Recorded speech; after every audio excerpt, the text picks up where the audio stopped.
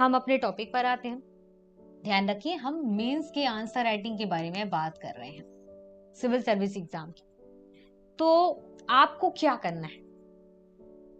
हम जनरली ये मान लेते हैं कि आपको कुछ भी नहीं पता है कि आंसर कैसे लिखना है। बस आपको ये पता है कि यूपीएससी में आपको ऐसा आंसर कुछ नहीं लिखना है जैसे आप कॉलेज में कुछ भी लिख के आ जाते थे, स्कूल में कुछ भी लिख के आ जाते थे, मतलब उस टॉपिक से रिलेटेड।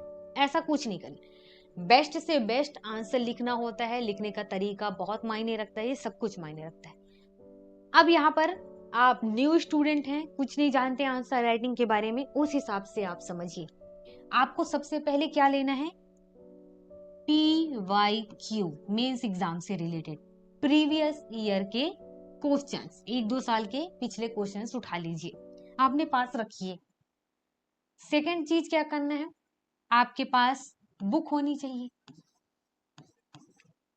ठीक है, कौन सी बुक होनी चाहिए ये बाद में बात करते हैं।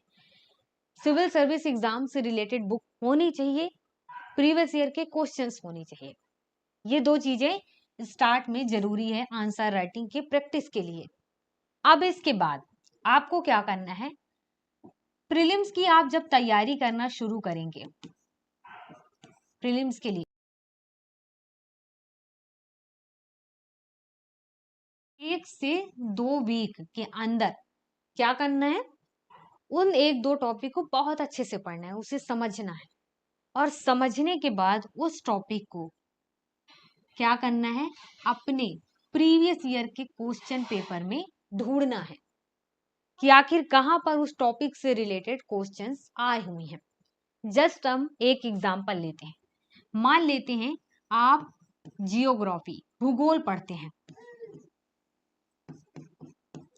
भूगोल, भूगोल में क्या आप नदियों वाला टॉपिक पढ़ते हैं।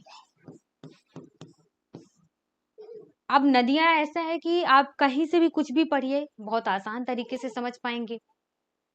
तो यहां पर से आप उठाएंगे टॉपिक को और प्रीवियस ईयर के क्वेश्चन पेपर में आपको ढूंढना है कि नदियों से रिलेटेड क्वेश्चंस कहाँ पे हैं। इसके बाद क्या करना है? उस क्वेश्चन को आपने ढूंढ लिया और ये टॉपिक भी आप ढूंढ लिए। अब क्या करना है? कॉपी उठाना है। तो यहाँ पर सबसे पहले आपको क्या करना है? आप कॉपी उठाइए और आप अपना क्वेश्चन लिखिए। क्वेश्चन आपने लिख लिया, आंसर लिखना है।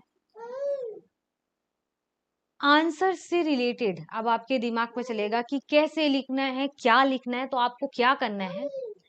आपको अपने टॉपिक से रिलेटेड जो कुछ भी याद है, आपने जो कुछ भी पढ़ा है, उसे क्या करना है?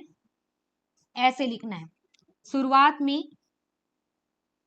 3 लाइन में अपनी बात लिखनी है जो आप जानते हैं, क्वेश्चन के अकॉर्डिंग, क्वेश्चन में जो पूछा हुआ है।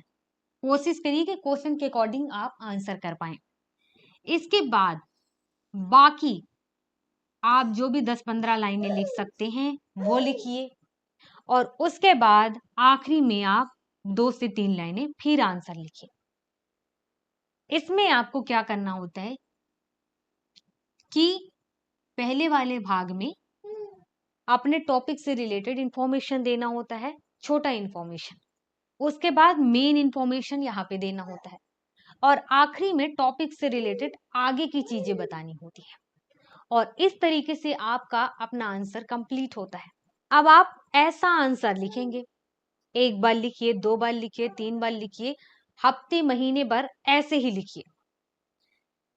कुछ मत सोचिए कि इसमें और कुछ लिखना है। आप टॉपिक पढ़िए, टॉपिक से रिलेटेड मेंस एग्जाम के क्वेश्चन ढूंढिए और आंसर लिखने का पैटर्न ऐसा रखिए।